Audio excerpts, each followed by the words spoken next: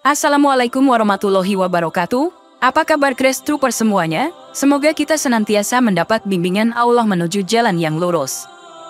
Pengenalan konsep mukjizat dalam agama Islam telah memberikan pemahaman mendalam tentang keunikan ajaran dan kenabian dalam Islam. Mukjizat dianggap sebagai bukti kebenaran kenabian dan menjadi landasan kuat bagi keyakinan umat Islam.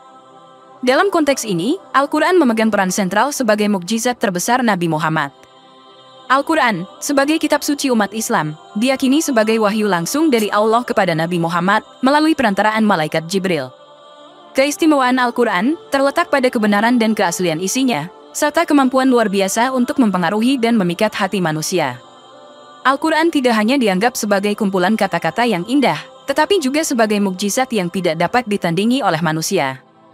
Namun, sepertinya masih banyak yang belum memahami di mana letak kemukjizatan Al-Quran.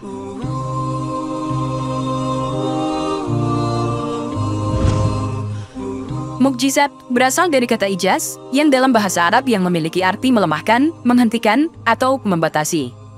Secara harfiah, mukjizat berarti sesuatu yang luar biasa, atau tak dapat dijelaskan dengan akal manusia, yang berfungsi untuk membecundangi lawan. Disebut mukjizat, karena hal tersebut membuat lawan bicaranya jadi pecundang, karena tidak bisa menandingi. Dalam konteks Islam, mukjizat merujuk pada tanda-tanda keistimewaan yang diberikan oleh Allah kepada para nabi dan rasul-Nya, sebagai bukti kebenaran kenabian mereka. Mukjizat merupakan salah satu aspek penting dalam meneguhkan kebenaran kenabian. Dalam Islam, Nabi Muhammad dianggap sebagai nabi terakhir yang diutus oleh Allah untuk membawa risalahnya kepada umat manusia. Mukjizat yang diberikan kepada Nabi Muhammad menjadi bukti kebenaran dan keistimewaan kenabiannya, serta meyakinkan umat bahwa Al-Quran yang diwahyukan kepadanya adalah wahyu Allah yang sempurna. Islam memiliki syarat-syarat tertentu untuk mengakui kemukjizatan suatu peristiwa atau tanda. Beberapa syarat kemukjizatan dalam ajaran Islam antara lain: 1. Keterbatasan kemampuan manusia. Mukjizat harus melampaui batas kemampuan manusia secara ilmiah, logis, dan fisik. 2. Konsistensi dengan sunnatullah. Mukjizat tidak bertentangan dengan hukum-hukum alam yang ditetapkan oleh Allah. 3. Tujuan dan manfaat. Mukjizat membawa tujuan dan manfaat bagi orang yang mengalaminya, baik sebagai tanda kebenaran kenabian, maupun sebagai sarana memperkuat iman dan hidayah bagi umat. Mukjizat-mukjizat dalam sejarah merupakan bukti nyata akan kebenaran kenabian dan adanya campur tangan Allah dalam kehidupan para nabi dan rasul sebelum Nabi Muhammad. Para nabi dan rasul sebelumnya juga diberikan mukjizat-mukjizat sebagai tanda-tanda keistimewaan mereka dan sebagai bukti kuat akan kebenaran pesan yang mereka sampaikan. Contoh mukjizat yang terkenal adalah mukjizat yang diberikan kepada Nabi Musa. Salah satu mukjizat besar yang diberikan kepada beliau adalah pemisahan Laut Merah, sehingga umatnya dapat melintas dengan selamat dari pengejaran Fir'aun. Hal ini bukanlah kejadian biasa, melainkan suatu tanda luar biasa yang menunjukkan kuasa Allah yang Maha Agung. Mukjizat lainnya adalah yang diberikan kepada Nabi Isa, di antaranya adalah kesembuhan orang sakit, menghidupkan orang mati, dan berbicara sebagai bayi yang masih dalam buayan. Mukjizat-mukjizat ini menjadi bukti kuat akan kebenaran kenabian dan kemampuan Nabi Isa sebagai utusan Allah. Namun, perbedaan yang mencolok terletak pada mukjizat yang diberikan kepada Nabi Muhammad. Al-Quran, wahyu yang diturunkan kepadanya, merupakan mukjizat yang unik dan abadi. Al-Quran bukan hanya sebuah mukjizat fisik yang terjadi pada suatu waktu tertentu, melainkan mukjizat yang dapat diakses oleh setiap generasi dan menjadi bukti bagi umat manusia hingga akhir zaman. Keistimewaan Al-Quran terletak pada banyak aspeknya. Pertama, Al-Quran menarik perhatian dengan gaya bahasanya yang indah dan memukau. Dengan keelokan bahasanya, Al-Quran dapat memalingkan perhatian dan menarik hati para pendengarnya.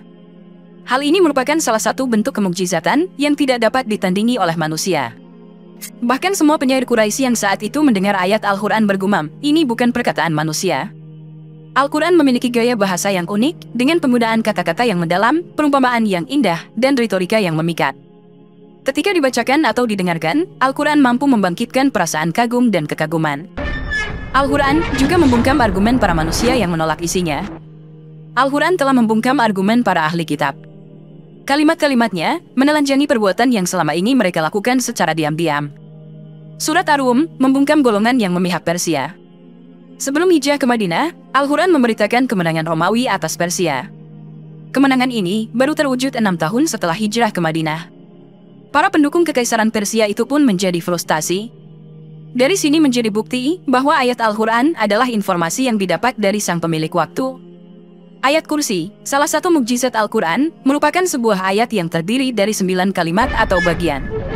Keajaibannya terletak pada pilihan kata, huruf, konteks yang sesuai, tata bahasa, dan susunannya. Perhatikan, kalimat pertama terkait dengan kalimat ke-9 yang menggambarkan kekuatan Allah. Kalimat kedua terkait dengan kalimat ke-8 yang menggambarkan kekuatannya untuk menjaga tanpa kelemahan. Kalimat ketiga terkait dengan kalimat ke-7 menunjukkan bahwa Allah memiliki langit dan bumi sebagai kursinya. Kalimat keempat terkait dengan kalimat ke-6 menyatakan bahwa tidak ada yang bisa memberikan syafaat atau memiliki kekuatan kecuali dengan izin Allah. Kalimat kelima menjadi penengah antara bagian-bagian yang ada di depan dan yang ada di belakang.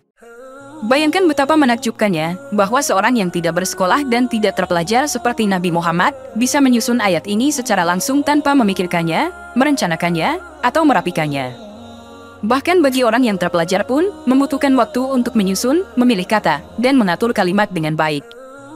Oleh sebab itu, hal ini menjadi landasan kuat bahwa Al-Quran bukanlah karangan Nabi Muhammad, melainkan perkataan Tuhan.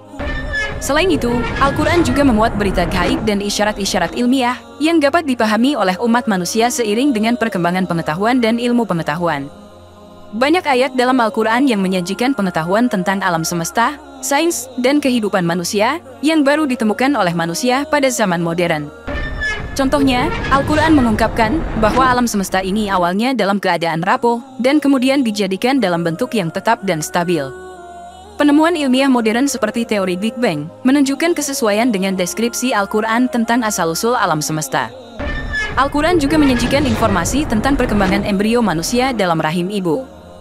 Ayat-ayat Al-Quran menjelaskan proses pembentukan embrio secara bertahap, mulai dari pembuahan hingga tahap perkembangan yang lebih maju. Al-Quran juga mengandung ayat-ayat yang mengungkapkan pengetahuan tentang geologi. Misalnya, Al-Quran menyebutkan bahwa gunung-gunung memiliki akar yang tersembunyi di dalam bumi. Penemuan modern tentang struktur geologis gunung-gunung mendukung klaim ini. Ayat-ayat Al-Quran juga mengandung pengetahuan tentang astronomi. Salah satu contohnya adalah penggambaran mengenai pergerakan matahari dan bulan.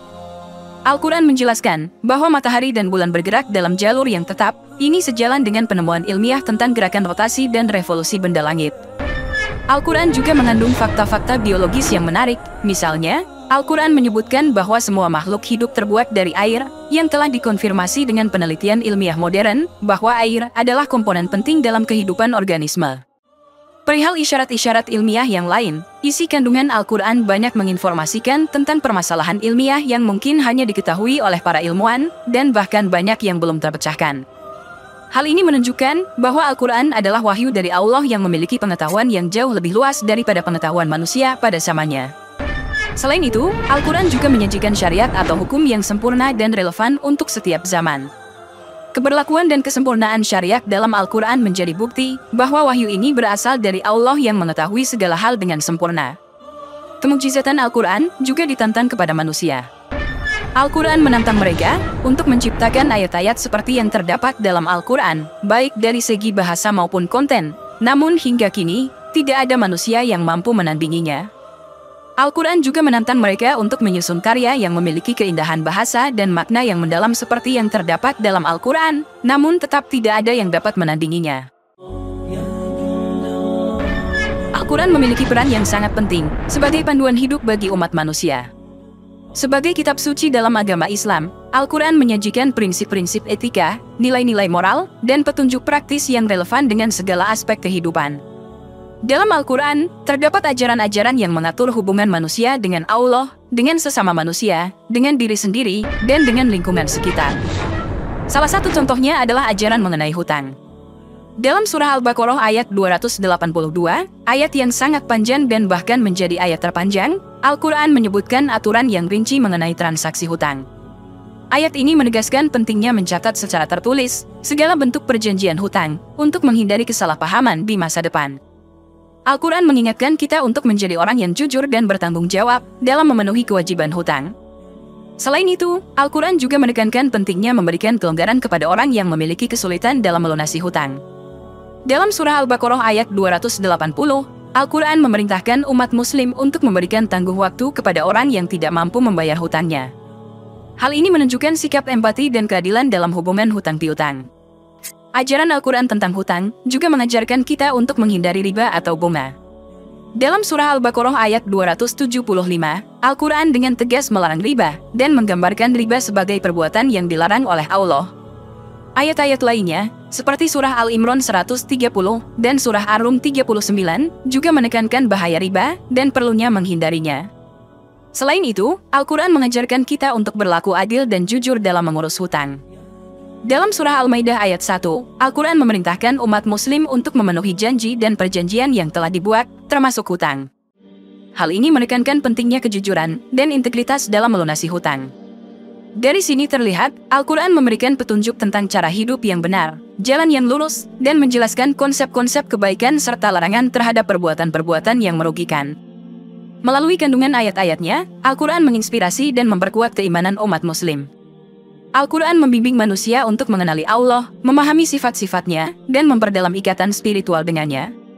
Pentingnya membaca, mempelajari, dan mengamalkan Al-Quran tidak bisa diremehkan. Dengan menghayati dan mengamalkan isi Al-Quran, umat muslim dapat mencapai kesuksesan dunia dan akhirat. Secara keseluruhan, Al-Quran tidak hanya menjadi sumber pengetahuan agama, tetapi juga panduan hidup yang komprehensif bagi umat manusia. Melalui pemahaman dan pengamalan Al-Quran, umat muslim dapat mencapai kesejahteraan spiritual, moral, sosial, dan intelektual. Semoga dapat bermanfaat untuk kita semua. Wallahu a'lam bishawab. Wassalamualaikum warahmatullahi wabarakatuh.